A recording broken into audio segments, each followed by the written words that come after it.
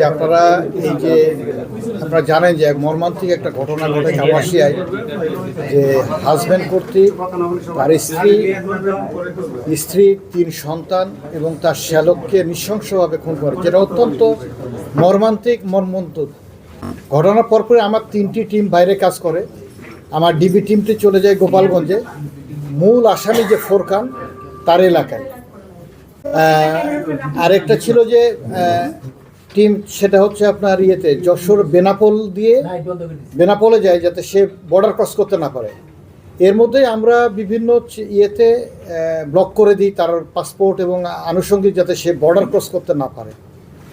আমাদের কাছে একটাই ধারণা হয়েছিল যে বেনাপোল দিয়ে সে বাইরে চলে যেতে পারে, যার জন্য আমাদের জেলা পুলিশের কাপাসিয়া থানার একটি দল আয়ুর নেতৃত্বে ওইখানে যায়।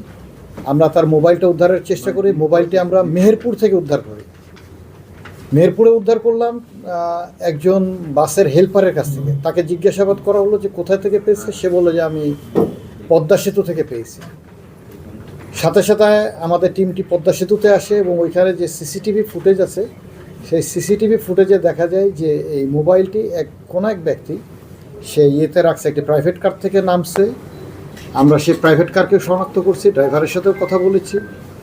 ওইখানে রাখার পরে সে ভিডিও ফুটেজে যেটা আসতেছে, সেতু থেকে নিচে লাফ দিছে।